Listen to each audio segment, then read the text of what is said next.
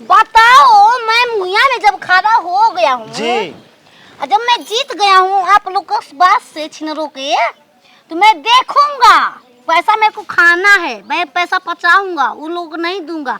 जिनके घर होगा शौचालय उनको नहीं दूंगा, जिनको नहीं होगा उनको मैं देगा खाली। और जिसके लिए पैसा आया है मैं अपने चोली में रखेगा, पैसा नहीं वो देगा। तो रखा चोली फाड़ देने रहुआ। ना रखो फाड़ ना। सुनी महाराज, हाँ। मैं लैट्रिन सारा खा जाता ना सब। के रे मैं जे करा के मिलता वो खा जाता। लाइटिंग आवा। एकरो घरे अरे छिनरा लाइटिंग खा के पेट फूलेले बारे। नहीं लैट्रिन के पैसा महाराज। तो आपका कहत रहो, तब का कहत बतर ओहे लैट्रिन के पैसा। देखिए तो नाम मुंशी जी, हम तुम्हारा लैट्रिन के नाम? पैसा नहीं की खैले। हाँ तो लैट्रिन लिखाओ क्या यार। है तुम्हारा? नाम खरोचन है। रुक रे खचोरा ना। देखी देखी बाप के नाम पूछी तब पता चली ना। बहेचू सिंह, बेचू पापा के नाम बा। हाँ बेचू 12,520 रुपया। तुम्हारे घर नेटरिंग है? बनल बा। ओई में रोज हगी ना जा। जान पैसा बच गइल हो। अरे हाथी महाराज हाथी। साला पैसा बचल के मैं पैसा ला गई। ए बना मत तेरा पैसा ना दिए रे। काहे ना दिए? अब का बना वाला तुम 10 को बन का। अरे जांच में पानी जा हमनी के कि बनल ही कि नहीं के ही देखे के बा बा। बनल दिखाओ चेक में। चली चल हगे वाला दिखाओ। अरे ने ओने घर बा बाजार में लिया के चल जाई। ना बाजार में काहे के लिए घरे ना लिया के जाई। अरे तोर माई के में हरवा के देख लेबे अपना। मेरे रो के ना दिखाई, कुर्सी दिखाई माई ना। चल रे लैट्रिन वो दिखा दे। चल तोरा के जुगाड़ ओई में लगाऊं। हां छोड़ ले चल तोरा हां जुगाड़ तो का लगा। कर ले, वही तो छोड़ दे। आप में हरवा के एक दिन देबो का? पैसा ले लियो। बदी मानी रहूगा। मेहरारू के केहू देवेला। पैसा ले लिया एक दिन के कोनो बात। मुहिया हूँ वैसे भी मेरे पास उतना धन दौलत है, मैं किसी को तो वहाँ लेती। ए जी मुखिया इनके दिमाग कमजोर है। हमारा से बतिया ओकरा से का बतिया तोरे। इलेक्शनवा में जीत के इतना खुशी में हम बाद सब पिछावे से उधिया गइली। ओई दिन से टेम्परेचर आऊंगी साथ में। चली महाराज रहुआ जो है ना ता जूझ जाता नहीं मार दिया सब फिर बतिया फ्यूज ई जी तो। बताओ तोर काले छिल्ले रंग कैसे जाम गई? अरे कल बाड़ा के पार मारते रही बार मारते यहाँ भुला के हमारा कहतन महाराज। आज महाराज रहुआ तो मैं बनावल एकदम बिगाड़ दे समझ। छोरा छोरा पहले छुरा ले, चिन्ना छुरा ले हमरा ले। तोर मैं बता को जरूर कह दे तो तू बनो। अरे सो सक दम दा। ए महाराज चुप रही। चुप छिना रे से बतिया। अरे वारी दिखाओ पैसा। अबे के करा दुकान पर बन जा। दुकान के करा के बन जा। ए जे काहे खातिर हमको लाया है जी? मेरा कीमती समय बर्बाद हो रहा है। यही तर जाई वाला काम में कुल फरमाओ जमा ब्लॉक तो हमहू करब, ब्लॉक तो करबे ए करेंगे। भैया ए सुबह चचा क्या हो? बस संख्या है जी। क्या हो? ए चाची चौगो एगो का अच्छा, दूगो का अच्छा, तीनगो का अच्छा, चारगो का अच्छा। क्या हो? अयो का हो गइल महाराज? का पूछ जी? पला प्रणाम। तुम एक बता को जो मार दलू। जा तेरे तक तो को बाजार करे। अच्छा तो पहले देखो ए जमशेद के जामन लई काहे ने पकड़ रे? कौन में? बाबूजी के नाम है इज्जत नाम। जमशेदपुर। खड़क सिंह के खड़कने से खड़कती है खिड़कियां, खिड़कियों के खड़कने से खड़कते हैं खड़क सिंह। 1200 चलता है। अपन शौचालय देखो इज्जत है 1200 रुपया लेके ईटा गिरवैलो। 12,000 नंबरिया लेके काहे के?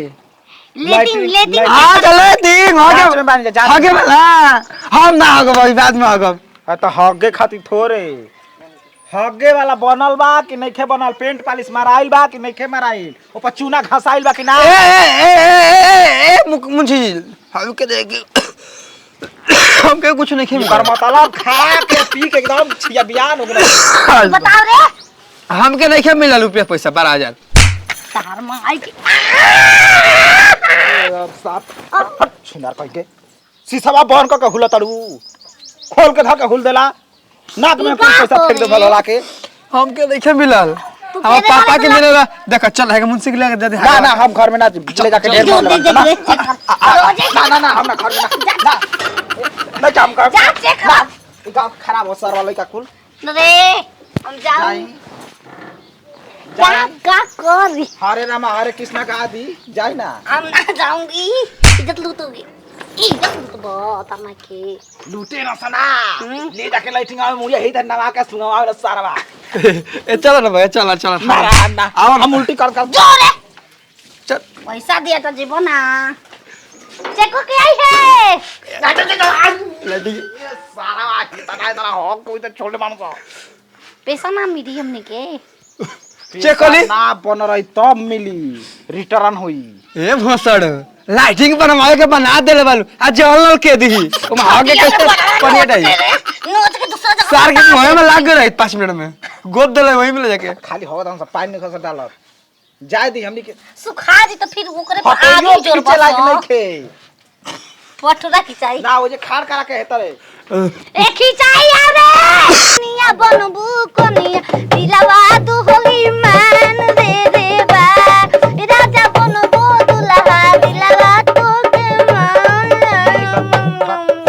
महाराज मुहा कह रहे थे बाद रहती वही में मार दे रहती हचरे वो गजबे आदमी बानी गजबे बानी रहुआ गबजे हाँ। तोरे माई के गबजे होखो सारा कुछ काला पे इज्जत पहुंचो केवन ई केवन बताई क्लास में पढ़ते हो तुम के 3 तकले पढ़ के छोड़ रहा उस तो मिडल बात छीना देखा हमके का पता हम कितना तक पढ़ ले भाई के बा हुए ना हमरा के पता बता अरे निकल ना निकल जल्दी निकला बाहर हो लट के करे आइल बानी ई तोहरे दुआरवा हो ए हो या के हे हे बड़ा हगी मुखिया हो जी। चेक करना है अरे सेंट का पता भी हगी हूँ कोची लेती हूँ रोज होगी ना बिना होगले थोड़ा दिन में 4 बार होगी ना अपना में कि दूसरा में खेत में होगी ना पकड़ा गइल नहीं ओई हो माई अरे कोबो होगी ना बाहर जाई तो फिर कहां होगा अरे काछ देखल जाई काछे वाला मिलेला कच्छा काछे लेती कहाई रहे सोखता बनावे के तो पानी वाला बनवले बड़ू का जमीन ना रहे सोखता बनाए खाती वो उ तो और कम जगह छकेला सोखता वाला हां बचवा तो के 500 रुपया दे लाइटिंग नहीं बनवले से ना बढ़िया ना एगो फ्रूटी 1500 कर दिया ठीक बाटे